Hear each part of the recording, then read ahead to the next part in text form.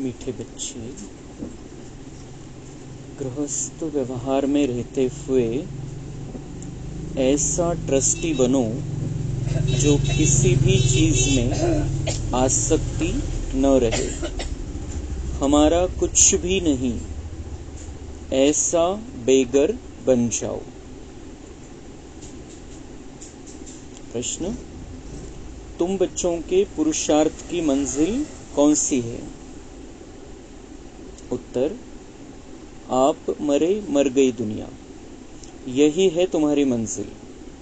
शरीर से ममत्व टूट जाए, ऐसा बेगर बनो जो कुछ भी याद न आए। आत्मा अशरीरी बन जाए, बस हमको वापिस जाना है। ऐसा पुरुषार्थ करने वाले बेगर टू प्रिंस बनते हैं। तुम बच्चे ही फकीर से अमीर, अमीर से फकीर बनते हो। जब तुम अमीर हो तो एक भी गरीब नहीं होता है। ओम शांति। बाप बच्चों से पूछते हैं कि आत्मा सुनती है या शरीर सुनता है? आत्मा सुनेगी जरूर, शरीर द्वारा। बच्चे लिखते भी हैं, ऐसे है, फलाने की आत्मा बाप दादा को याद करती है, फलाने की आत्मा आज फलानी जगह जाती है। यह जैसे आदत पड़ जाती है। हम आत्मा है, क्योंकि बच्चों को आत्म अभिमानी बनना है। जहां भी देखते हो, जानते हो, आत्मा और शरीर है, और इनमें है दो आत्माएं। एक को आत्मा और एक को परम आत्मा कहते हैं। परमात्मा खुद कहते हैं, मैं इस शरीर में, जिसमें इनकी आत्मा भी प्रवेश रहती है, मैं प्रवेश करता हूँ। शरीर बिगर तो आत्मा रह नहीं सकती। अब बाप कहते हैं, अपने को आत्मा समझो।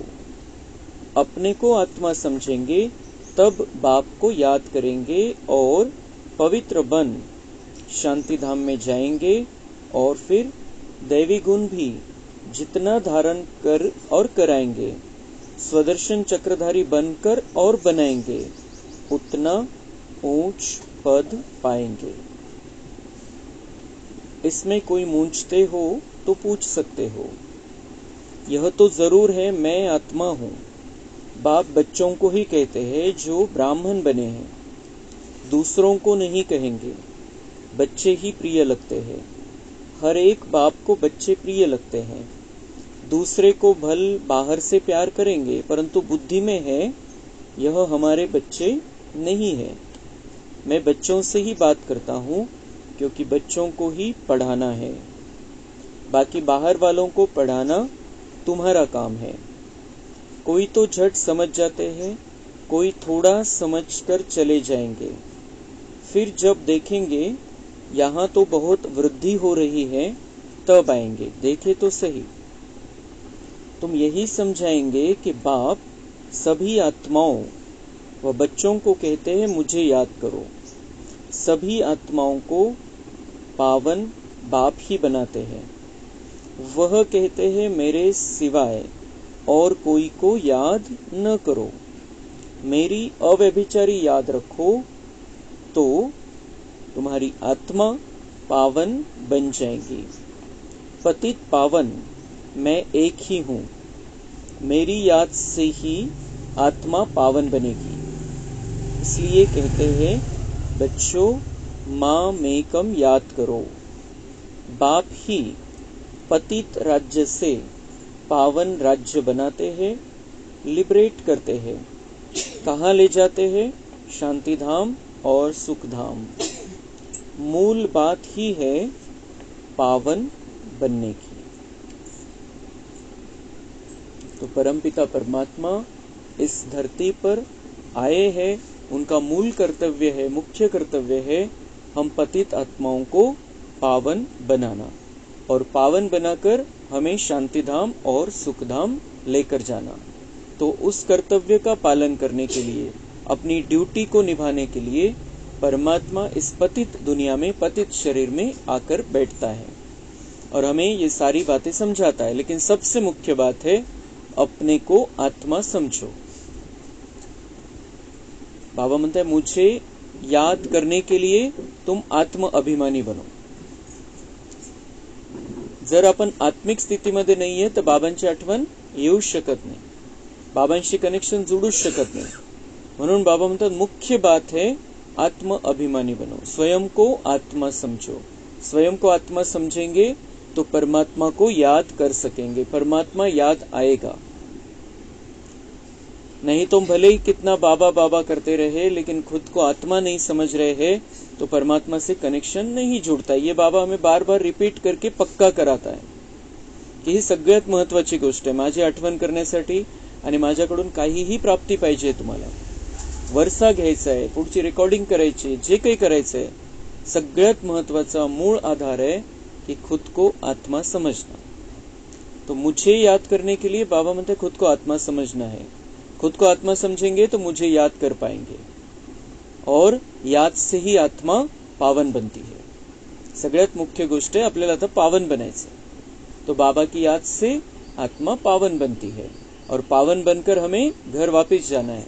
मग त्याच्यामध्ये बाबा म्हणते, जितना दैवी गुण धारण करेंगे और कराएंगे, जितना दैवी गुण धारण करेंगे और कराएंगे और स्वदर्शन चक्रधारी बनेंगे और बनाएंगे, उतना तुम्हारा ऊंच पद होगा। पावन बनून तो सगळ्यांना घेऊन जाणार है बाबा, प्यार से नहीं तो मार से। हम बाबा की याद में पावन बन जाए तो हमें मार नहीं मिलेगा, सजा नहीं मिलेगी। और अगर हम उसके साथ साथ दिव्य गुणों की धारणा करे और कराए, आपल्यामध्ये दिव्य गुणांची धारणा करायची आहे, ते गुण आपल्यामध्ये दिसले पाहिजे, ते जे देवी देवतांमध्ये। देवी देवता म्हणून आपल्याला जसं तिथं राहायचंय तसं इथं राहायची प्रॅक्टिस करायची, त्या स्थितीमध्ये राहायचंय, म्हणजे आपले गुण बघून दुसरे पण आपल्याकडून शिकतील। तो दिव्य गुण धारण करके कराएंगे, हम उदाहरण बनेंगे दूसरों के लिए और स्वदर्शन चक्रधारी बनकर फिर बनाएंगे। अपन त्या स्वदर्शन चक्राच्या त्या स्थितीमध्ये राहायचंय, अपने पांचों स्वरूप को देखते रहना है। हमारा जो सृष्टि नाटक में पार्ट है, परमधाम से लेकर तो संगम युग के अंत समय तक, उसमें हमारे जो मुख्य 5 स्वरूप है उसको बुद्धि में घुमाते रहना है, उस स्थिति में रहना है। जितना हम सुदर्शन चक्रधारी बनकर रहेंगे, हमारे वो वाइब्रेशन दुनिया में फैलेंगे, अनेक आत्माओं को वैसा आभास होगा और वो भी, उन्हें भी प्रेरणा मिलेगी कि वो भी स्वदर्शन चक्रधारी बन जाए। त्यांनाही हे लक्षात यायला लागेल की आपले पण हे स्वरूप है। तो धीरे धीरे आत्माएं बाबा को याद करते करते पावन बनेगी और उसके साथ साथ फिर हमारी सेवा के द्वारा उनमें भी दिव्य गुण आएंगे, वो भी स्वदर्शन चक्रधारी बनेंगे और हमारी राजधानी तैयार हो जाएगी। फक्त एकट्याला जायचं नाहीये, सगळ्यांना घेऊन जायचंय आपल्याला। तर मग त्यासाठी आपले तसे व्हायब्रेशन पाहिजे, तशी स्थिती पाहिजे। तर मग काय होईल, सगळ्यांना तर घेऊन जाऊच आपण, सगळ्यांचं कल्याण तर होईलच आपल्यामुळे, पण आपलं पद पण मोठं होईल। तो याद से पावन बनते हैं, याद के लिए आत्माभिमानी बनना है और दिव्य गुणों की धारणा करके करानी है, सुदर्शन चक्रधारी बनकर बनाना है, तो हमारा पद नई दुनिया में बहुत ऊंचा हो जाएगा।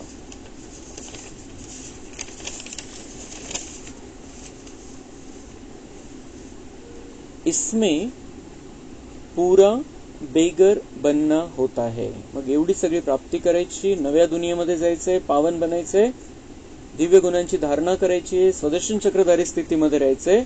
तर बाबा म्हणतात, इसमें पूरा बेगर बनना होता है कि मेरा कुछ भी नहीं, बेगर बनना होता है। गृहस्थ व्यवहार में रहते आसक्ति तोड़नी होती है। गृहस्थ व्यवहार में रहते आसक्ति तोड़नी होती है। आसक्ति तोड़नी होती है म्हणजे मेरा कुछ नहीं, न्यारा और प्यारा रहना है, सब कुछ बाबा का समझना है, ये है आसक्ति तोड़ना। तो इसमें आसक्ति तोड़नी होती है। तुमने ड्रामा अनुसार आसक्ति तोड़ दी है। बाबा त्या नजरेने आपल्याला बघतोय की आपण आसक्ति तोडून टाकलेली आहे, कशामध्येच अटकलेलो नाहीये। हम समझते सब बाबा का, मेरा कुछ नहीं है, सब बाबा का है। निश्चय बुद्धि ही जानते हैं हमारा जो कुछ है वह बाबा को दे दिया। निश्चय बुद्धि ही जानते हैं, बाबा बोलते हैं जो निश्चय बुद्धि बच्चे हैं वो जानते हैं अंदर ही अंदर और मानते हैं कि हमारा जो कुछ है बाबा को दे दिया, अब मेरा नहीं है, अब बाबा का है सब कुछ बाबा का है। मैं संगम युग में बाबा का बन गया हूँ, बाबा की गोदी में आ गया हूँ, तो मेरा जो कुछ है वो मैंने अर्पण कर दिया है। बाबांना सोपून मी माझ्यासहित सगळं अर्पण करून टाकलेलं आहे. मी स्वतःलाच अर्पण करून टाकलं तर माझं जे म्हणत होतो मी ते पण बाबांचं झालं ऑटोमॅटिक. अगर मैं बाबा का हो गया, मैं पूरा का पूरा बाबा का हो गया, तो मेरे से कनेक्टेड जो चीजें है, वस्तु व्यक्ती पदार्थ, वो ऑटोमॅटिक बाबा के हो गए. जर मी बाबांचं झालो तर माझं जे ते बाबांचं झालं. सरळ सोपं गणित आहे. तर म्हणून त्या रहस्यमय पद्धतीने बाबा सांगताय निश्चय बुद्धि ही जानते हैं हमारा जो कुछ है वह बाबा को दे दिया. अगर मैं ही बाबा का हो गया तो मेरा कुछ रहा ही नहीं. मेरा शरीर, मेरी प्रॉपर्टी, मेरा पैसा, मेरा संबंध, मेरी वस्तु, वैभव, जो कुछ भी है सब बाबा का. शरीर ही मेरा नहीं है. ये बाबा ने मुझे सेवा के लिए दिया है. अभी नवा जन्म झाला, बाबांनी सांगितलं कंटिन्यू करा या शरीरामध्ये. या शरीरामध्ये आपण आहोत. या शरीरामध्ये राहत असताना आपल्याला बाबांनी ज्ञानाच्या द्वारे नवा जन्म दिला आणि बाबांनी वरदान दिलं की बच्चे इसी में रहते हुए पुरुषार्थ करो और अपने आप को देवता बनाओ. तो ये शरीर बाबा ने मुझे दिया. अभी इस शरीर में कंटिन्यू रहने के लिए बाबा ने मुझे परमिशन दी कि अभी जन्म तो नया हुआ है लेकिन इसी जन्म में रहते हुए पुरुषार्थ, क्योंकि इसी जन्म में इसी शरीर में मैं तुमको मिला हूं, तो इसी शरीर में रहते हुए पुरुषार्थ करो. तो हमें बाबा के साथ में रहते हुए इस शरीर को अपना न मानते हुए बाबा का दिया हुआ मानते हुए बहुत ऊंचे लेवल का पुरुषार्थ करना है. शरीरापासून पण डिटॅच, शरीरामध्ये पण आसक्तीने. शरीर महत्वाचं आहे, या शरीरामध्ये राहून आपल्याला तयार करायचंय, म्हणून शरीराला सांभाळायचंय, पण मी शरीर नाहीये. शरीरामध्ये प्रॉब्लेम आहे याचा अर्थ माझ्यामध्ये प्रॉब्लेम आहे असं नाही. प्रॉब्लेम शरीरामध्ये, प्रॉब्लेम मशीन मध्ये झालेला आहे, माझ्यामध्ये नाहीये. मी आत्मा आहे.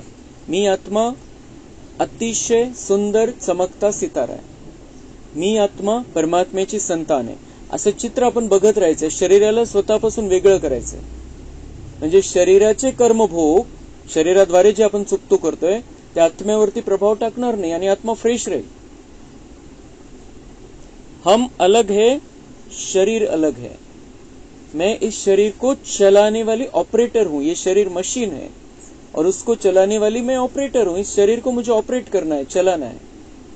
या शरीराची मी इंजिनियर आहे, त्याला मला चालवायचंय. काय आहे त्याला व्यवस्थित द्यायचंय, काय जे आवश्यक आहे त्या शरीरासाठी, मशीनसाठी ते द्यायचंय. प्रॉब्लेम आला, बिघाड आला, दुरुस्त करून घ्यायचंय.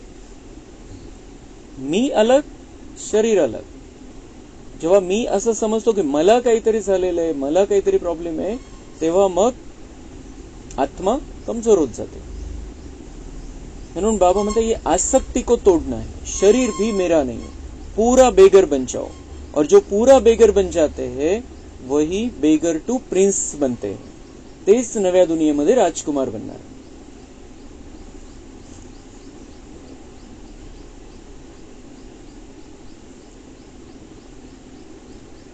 कहते भी है ना, हे भगवान आपने जो कुछ दिया है वह आपका ही है, हमारा नहीं है. वह होता है भक्ती मार्ग. फक्त म्हणण्यासाठी. भक्ती मार्गामध्ये तसंच म्हणत राहतात, आपलं काय तरी सगळं परमेश्वराचं आहे म्हणण्यासाठी. लेकिन यहाँ पर हम रियालिटी में करते, प्रॅक्टिकल मध्ये आपण समजतो की हे बाबांचं आहे. संगम युगामध्ये माझा नवीन जन्म झालेला आहे. मी ब्राह्मण बनलेलो आहे. मला आता ब्राह्मण सो, फरिश्ता सो, देवता बनायचं आहे. अब मेरा ये नया सफर शुरू हो गया है. अब ये मेरा जो था, मैं जिसको अपना समझता था, मेरा कुछ नहीं है, बाबा का सब कुछ है. क्योंकि मैं ही बाबा का हो गया. मैं बाबा का तो मेरा भी बाबा का, मेरा सब कुछ बाबा का. और फिर बाबा की ऑफर है अगर आप ऐसा कर दो संगम युग में कि मैं बाबा का और बाबा मेरा, ऐसा अगर हम निश्चय बुद्धि होकर कह दे तो बाबा के ऑफर है, बाबा भी कहता है बच्चे सब कुछ तेरा, फिर मेरा सब कुछ तेरा। तो संगम युग में भी हम वैसे बेगर नहीं रहते, फकीर नहीं रहते, क्योंकि हम बाबा के खजाने के मालिक है। फक्त ते गुप्त आहे. जेव्हा आपण हे सगळं बाबांना अर्पण करतो, बाबांचं समजतो, तेव्हा आपण सगळ्या खजान्यांनी, गुणांनी, शक्तींनी संपन्न व्हायला लागतो आणि वरवरचं जे आहे सगळं ते सगळं नव्या दुनियेमध्ये प्राप्त होणार आहे आपल्याला. वस्तू, व्यक्ती, वैभव, संबंध, तन, मन, धन, जन, संबंध, सगळ्या प्रकारचं सुख.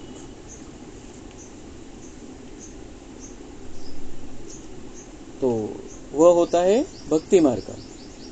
उस समय तो बाबा दूर था, तेव्हा म्हणायचे फक्त कि आपने जो दिया है ये आपका ही है, ईश्वर का ही है, भगवान का ही है. लेकिन बाबा म्हणते मैं तो तब दूर था, मैं तो परमधाम में था, तुम्हारा और मेरा कोई कांटेक्ट ही नहीं था. अब बाबा बहुत नजदीक है, सामने उनका बनना होता है. बाबा म्हणता है अभी मैं नजदीक हूं, अभी मेरा सामने से बनो. अब तुम बच्चे जानते हो कैसे बेगर बनना है. कुछ भी याद न आए, आत्मा अशरीरी बन जाए, इस शरीर को भी अपना न समझे, हमारा कुछ भी न रहे, इस शरीर को भी अपना न समझे, हमारा कुछ भी न रहे, शरीर भी मेरा नहीं है, मैं शरीर नहीं हूं, मुझे बाबा ने दिया है. बाप समझाते हैं अपने को आत्मा समझो, अभी तुमको वापिस जाना है. तुम जानते हो बेगर कैसे बनना होता है. संपूर्ण समर्पण मन बुद्धि में. शरीर से भी ममत्व टूट जाए. आप मुए मर गई दुनिया, यह मंजिल है.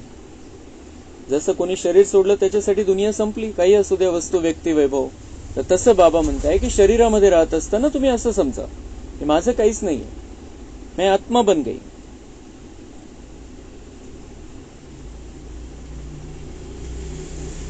समझते हो बाबा ठीक कहते हैं, अब हमको वापिस जाना है. बाबा म्हणता है आप समझने लगे हो अभी कि बाबा ठीक कहते हैं, हमको वापिस जाना है, समय हो गया है, अभी बाबा लेने आ गया है, इस सृष्टि नाटक की रात हो गई है, अभी हमें घर वापिस जाना है. शिव बाबा को तुम जो कुछ देते हो उसका फिर रिटर्न में दूसरे जन्म में मिल जाता है. इसलिए कहते यह सब कुछ ईश्वर ने ही दिया है. पिछले जन्म में ऐसा अच्छा कर्म किया है जिसका फल मिला है. शिव बाबा रखता किसका भी नहीं है. बाबा म्हणते भक्ती मार्गामध्ये पण मी कोणाचे ठेवत नाही, आणि इथं तर एक का पदम गुना है. यहाँ पर जो कुछ भी करते हो आप तन मन धन से सेवा, मैं रखता किसी का भी नहीं हूं. बाबा कडे बेहिशोब हिशोब आहे. तो कशाच्या बदल्यात आपल्याला काय प्राप्ती होईल आपण त्याचा हिशोब लावूच शकत नाही.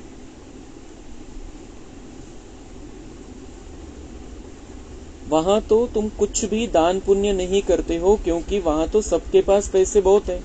भावते तिथं काही करायचं नाही तुम्हाला, कोणाला काही देण्याची आवश्यकता नाहीये, कोणासाठी कोणत्याही प्रकारचं पुण्य करण्याचा तिथं चान्स नाहीये. तुम्हाला जे पुण्य करायचंय, जे काही करायचंय, तुम्हाला जे काही सेवा करायची आहे, तन मन धन मनसा वाचा कर्मणा, तो चान्स इथंच आहे. पुण्य कमवायचा चान्स इथंच आहे.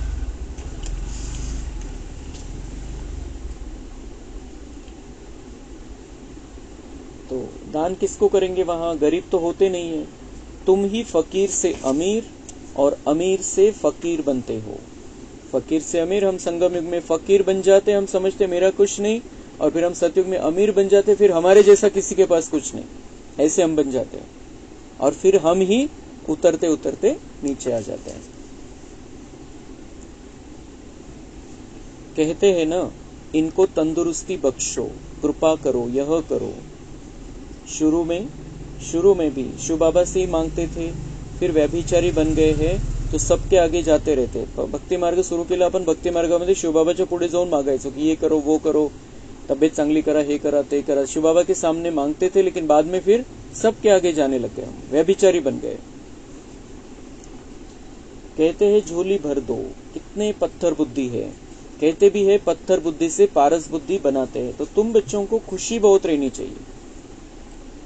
पत्थर बुद्धि से पारस बुद्धि बनाने वाला शिव बाबा, जो जन्म जन्मांतर का हमारा कल्याण करने वाला बाबा है, वो हमें मिल गया है। तो बाबा मतलब तुम बच्चों को बहुत खुशी रहनी चाहिए, इस एक खुशी में सारे दुख खत्म हो जाने चाहिए।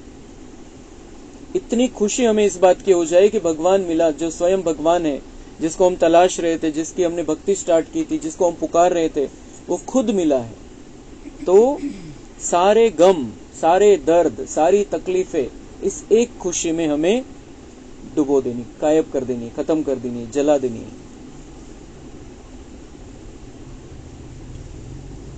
गायन भी है, अति इंद्रिय सुख पूछना हो तो गोपी वल्लभ के गोप गोपियों से पूछो। हम गोपी वल्लभ की गोप गोपियां है, और अति इंद्रिय सुख का अनुभव हम जैसा कर सकते दुनिया में कोई भी नहीं कर सकता। उन्हें कुछ ना कुछ चाहिए, वस्तु, व्यक्ती या वैभव, सुख का अनुभव करने के लिए। आणि त्या सुखामध्ये किती निराशा आहे, किती दुःख आहे हे त्यांना कळतं, पण वळत नाही। यहाँ पर हम अंदर ही अंदर सुख का, शांति का, प्रेम का, आनंद का अनुभव बाबा से कनेक्शन जोड़कर कर सकते हैं। किसी को बहुत फायदा होता है तो बहुत खुशी होती है, तो तुम बच्चों को भी बहुत खुशी रहनी चाहिए, क्योंकि हमारा बहुत फायदा हो रहा है अभी बाबा का बनने के बाद। कैसा फायदा? हमारी जन्म जन्मांतर के जो पाप कर्म है वो भस्म हो रहे हैं, और नई दुनिया में जाने के लिए रिकॉर्डिंग बन रही है। यहाँ चलता रहेगा हिसाब किताब, परीक्षाएं, पेपर, वो चलता रहेगा, लेकिन हमारा फायदा क्या हो रहा है? पिछले पाप कर्म भस्म हो रहे हैं, और इसलिए हमें धर्मराज के सामने जाना नहीं पड़ेगा, और नई दुनिया के लिए हमारी सुंदर रिकॉर्डिंग हो रही है, भाग्य बन रहा है इतना सुंदर, तो हमारा फायदा है। बाकी ये हिसाब किताब, पेपर, ये सब खेल है। तुमको 100% खुशी थी, फिर घटती गई, अब तो कुछ भी नहीं है। और इतके तुम्ही खुश आणि आनंदी होते, इतके आनंदी होते, 100% जर ते पकडले तर आज 0 है, काहीच नहीं राहिले। लेकिन हम संगम युगी आत्माएं अब फिर से खुश हो रहे हैं, हम उस खुशी को फिर से जागृत कर रहे हैं अपने अंदर। पहले थी बेहद की बादशाही, फिर होती है हद की राजाई, अल्पकाल के लिए। बेहद का बाप बच्चों को बैठ समझाते, बेहद का बाप हम बच्चों को बैठ समझाते। बाबा मतलब मैं अपने बच्चों से ही बात करता हूँ, जो मेरे बनते हैं मैं उनको ही समझाता हूँ। दूसरे बच्चे जो मेरे बनते नहीं, भले ही है मेरे बच्चे, लेकिन वो मेरे बनते ही नहीं संगम युग पर, तो मैं उनको कैसे समझाऊं? मैं उनको नहीं समझाता हूँ। जो मेरे बनते हैं उनको मैं समझाता हूँ, और जो मेरे बनते हैं उनको मैं देवता बना सकता हूँ। फिर तो मैं किसको समझा रहा हूँ? बाबा कोणत्या नजरेने आपल्याला बघतोय? आपण देवता बनणारे आत्मे, देवता बनण्याची ट्रेनिंग बाबा आपल्याला देतोय इतकी सुंदर रीतीने। बाबा म्हणतात दुसरे, जसं कोणी आहे आई वडील आपल्या मुलांना जितकं प्रेम करतील तितकं बाहेरच्यांना नाही, वरवरून दाखवतील, पण बुद्धीमध्ये क्लिअर असतं की ये मेरे बच्चे तो नहीं है, ये मेरे बच्चे नहीं है, बुद्धीमध्ये असतं। भले प्रेम करतील वरवरून, पण स्वतःच्या मुलांवरती जसं प्रेम करतील तसं त्यांच्यावरती नाही करत। ते दिसायला भले दिसेल तसं, पण आतमध्ये क्लिअर असतं ये मेरे बच्चे नहीं है। तो बाबा भी कह रहा है मैं तुमको अपना बच्चा समझता हूं, क्योंकि वो मेरे बने ही नहीं है। उनको कैसे समझाऊं मैं? उनको समझने के लिए बाबा के पास आना पड़ेगा, बाबा का बनना पड़ेगा। वो मेरे है ही नहीं, मेरे बने ही नहीं है, सामने आ ही नहीं रहे हैं, तो मैं उनको कैसे समझाऊं? तो बाबा मतलब मैं तुमको समझाता हूं, तुम उनको समझाओ।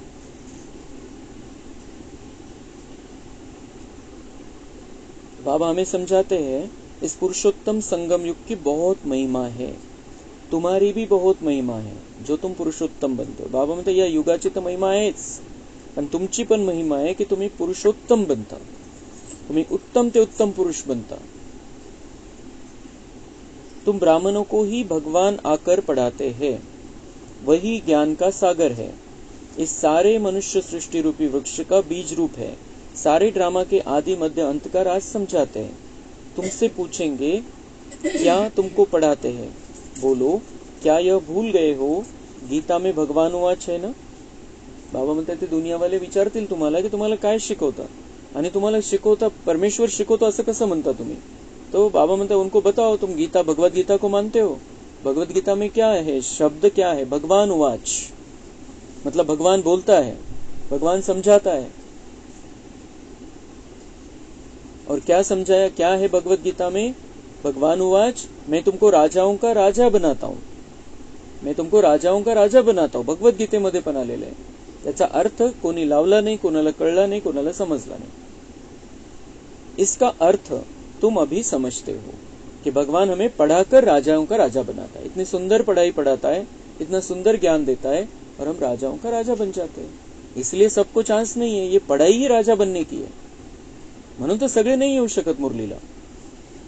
ये राजाओं का राजा बनने की पढ़ाई है. भगवान हमें राजा बनने, और सबको चांस नहीं है, सब इतने थोड़ी राजा बनने वाले वहां पर. यह लक्ष्मी नारायण स्वर्ग के मालिक थे ना, स्वर्ग के देवताओं को द्वापर कलयुग में सब नमन पूजन करते. स्वर्ग के देवताओं को द्वापर कलयुग में सब नमन पूजन करते. म्हणजे कायमचे ते देवता आहे कुठेतरी, ते कुठल्याही युगामध्ये असं त्यांचा जन्म मृत्यूच्या चक्रामध्ये असं नाही. बाबा क्लिअर कट एका वाक्यात सगळं रहस्य सांगताय कि स्वर्ग के देवताओं को द्वापर कलयुग में सब नमन पूजन करते. स्वर्ग यहाँ पर रहता है सतयुग त्रेता में. यहाँ पर जो देवताएं रहते हैं उस समय, इसी धरती पर, इसी पृथ्वी पर, इसी भारत में जो देवी देवता रहते हैं उनको द्वापर कलयुग में सब नमन पूजन करते. म्हणजे असं नाही की ते देवी देवता कंटिन्युअस कुठेतरी त्यांचे एखादं स्वर्ग आहे, एखादा वैकुंठ आहे आणि तिथंच ते कायमचे राहतात. वो यहाँ पर आते हैं, धरती पर रहते हैं और उनका गायन पूजन आगे दोनों युगों में होता है. इन बातों को अभी तुम समझते हो. भक्त लोग कुछ भी समझते थोड़ी है. भगवान कह रहा है भक्त लोग समझते थोड़ी है. त्यांना समजून घ्यायचं पण नाहीये. त्यांना त्यांचे जे गुरुजी सांगतील ते करायचे. त्यांना जे शास्त्रामध्ये सांगितलेले ते पूजापाठ करायचे, उपास तापास करायचे. समजून घ्यायचं त्यांच्याकडे विषयच नाहीये. आणि त्यांच्याकडे तर्क लावायचे विषय नाही. सांगितलं ना, हा ठीक आहे, असंच असेल, त्याच्या मागचं रहस्य काही नाही, किंवा असं सांगितलं तर असं कसं असू शकतं, काही विषय नाही. सांगितलं ते सत्य मानायचं. म्हणून बाबा म्हणताय मेरे भक्त भी, भगवान के भी भक्त, जो शिव बाबा के भी भक्त है, बाबा त्यांच्या विषयी पण म्हणतोय भक्त समझते थोड़ी है, लेकिन तुम मेरे बच्चे सब समझ गए हो, तुम बहुत समझदार बन गए हो.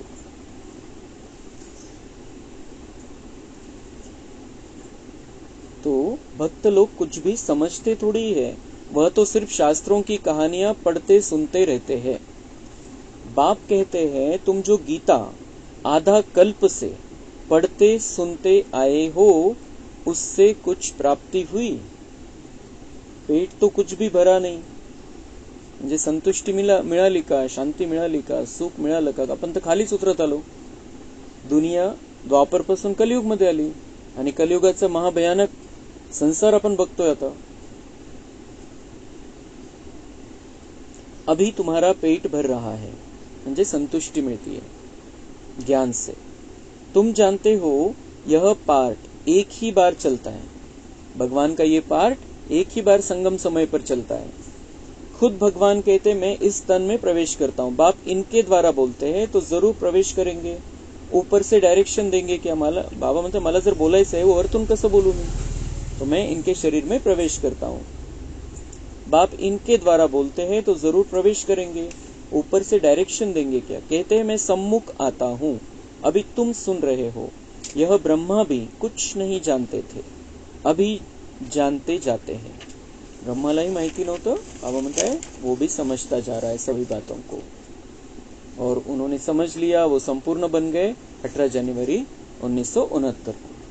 और हम भी ब्रह्मा जैसे ही बाबा से सब कुछ समझते समझते हमें भी संपूर्ण बन जाना है. अच्छा, मीठे मीठे सिके लधे बच्चों प्रति माता पिता बाप दादा का याद प्यार और गुड मॉर्निंग.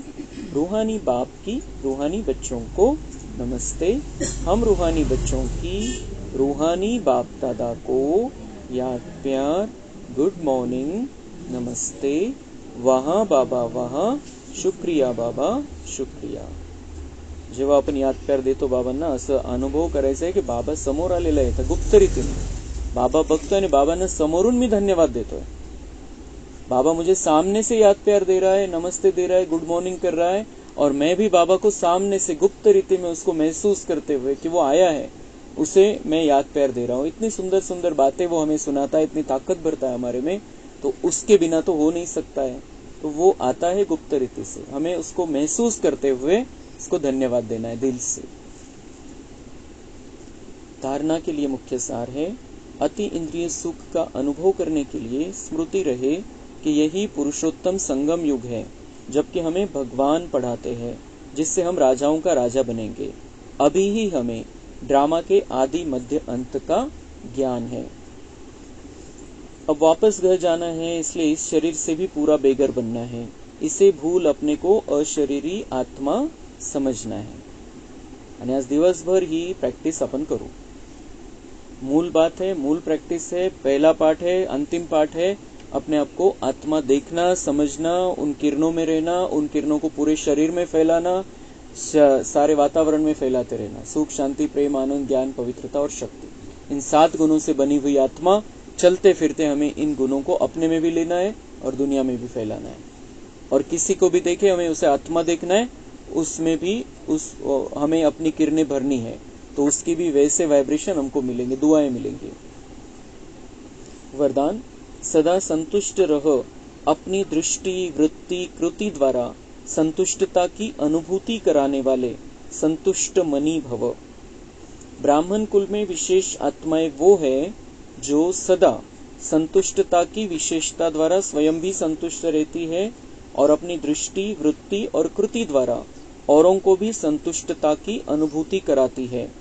वही संतुष्ट मनिया है जो सदा संकल्प, बोल, संगठन के संबंध, संपर्क व कर्म में बाप दादा द्वारा अपने ऊपर संतुष्टता के गोल्डन पुष्पों की वर्षा अनुभव करती है। ऐसी संतुष्ट मनिया ही बाप दादा के गले का हार बनती है, राज्याधिकारी बनती है और भक्तों के सिमरन की माला बनती है। बाबा म्हणता है, ऐसे अनुभव करते रहो की संतुष्टतेचे सोनेरी फुलं बाबा माझ्यावरती टाकतोय। समाधान, हर परिस्थिती में हमें संतुष्ट रहना है, खुश रहना है। बिल्कुल कोणत्याही प्रकारची अप्राप्ति किंवा काही इच्छा, ऐसा होना चाहिए, वैसा होना चाहिए, इसने ये, उसने वो, ये सब बातों से दूर हमें ये महसूस करना है कि बाबा मेरे ऊपर फूल बरसा रहा है। कौन से? संतुष्टता के सुनहरे फूल, सोनेरी कलरचे फूल माझ्यावरती बाबा टाकतोय। तो क्या हो जाएगा? हम बाप दादा के गले का हार बनेंगे, राज्याधिकारी बनेंगे और भक्तों की सिमरन की माला के दाने बनेंगे।